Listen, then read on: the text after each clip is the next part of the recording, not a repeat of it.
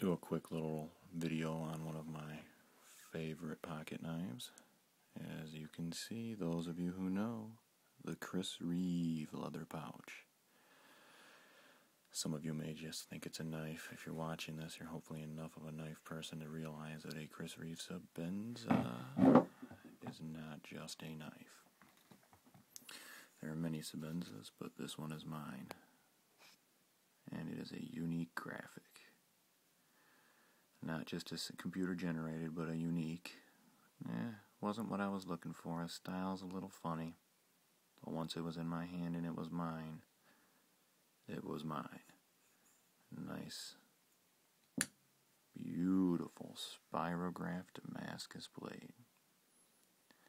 Those guys out there that love the Damascus will know how hard it is to finally get the Spirograph out of Chris Reeve.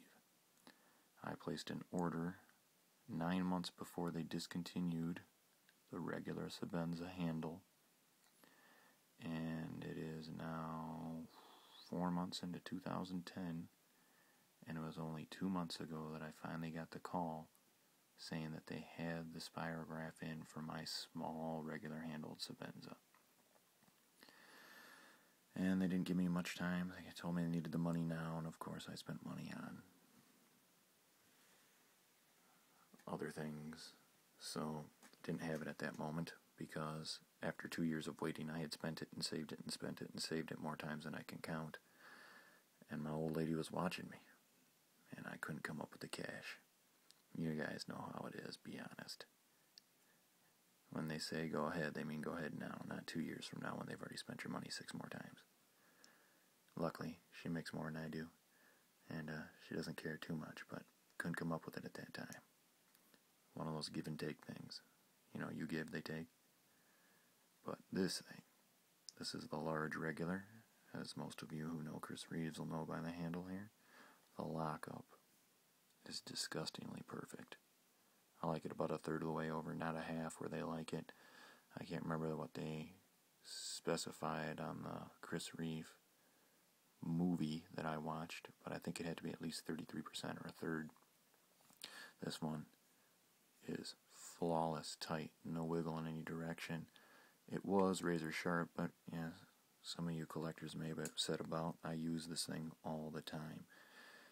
It doesn't show too much wear. It can always be completely refurbished by them, but the smoothness on this bad boy.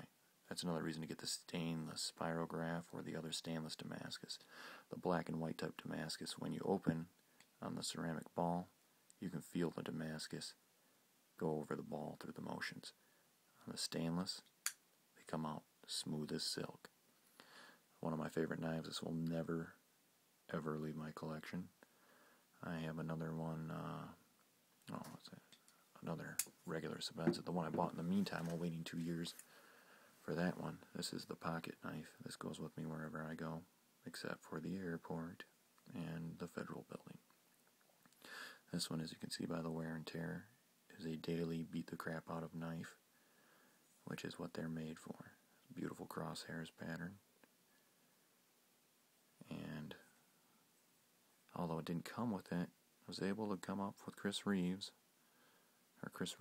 one of the titanium lanyard deals that they've been selling that came out first on the Zans, and tied my own 550 cord on there. And since I was sick of tying knots, I put a cord end down there from County Com. The thing is bad, just right. This one's not quite as smooth anymore because it needs to be creased up, but it is smoother than silk. No wiggle. Lockup is about 50% on this one, maybe 60 now. That always changes when you take them apart, put them back together. It'll always come back with less lockup than when it's worked into. Don't know why that is, but they're beautiful knives. Let's see if I get the pair. I don't think they've ever been on camera before. That is a set of awesome Chris Reeve. I also had an aviator that I gave to my dad for a four-wheeler knife. I have a Shadow 3. It might even be in this room.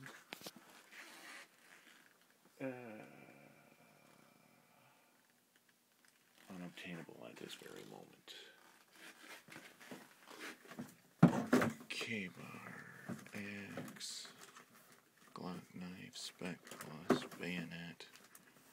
Shadow 3 is MIA. Becker, Nimravis, Camp Knife, SoComs. I have to find it. Anyways, back to what I was doing. See the ADD kicking in. Everything I've had from Chris Reeve is awesome. The only other thing I've owned other than these is I still have a Menundi with mammoth ivory and stainless ladder Damascus, and that thing is beautiful. It's still in the safe. Maybe I'll do a review on it one day. It's the cream mammoth ivory, and that thing is just amazing. Anyways, if you guys can find one of these, if you can afford a Sebenza, check blade forums, check knife forums, check wherever you gotta check if you can't afford one new, because if you are a knife person, you need to own a Sebenza. I didn't understand that. One of my buddies I met through knives and through the shows, he had 13 of them at one time when I was over at his house and I was checking out his collection. I was like, whatever, didn't do it for me. Started to mess with them, checked out the lockup, the fit, the finish, the amazing edge, the steel. I was never a fan of S30 V, which is why I was buying all Damascus Sebenzas at first. And this one has changed my mind. I beat this thing as the proverbial red-headed stepchild, and it holds an edge forever. And I have to say, other than my favorite D2 knives and my ATS 34s, which have taken beatings like these and held an edge well, that is one amazing knife and well worth every penny. Buy Sebenzas if you can get them, if you can afford them.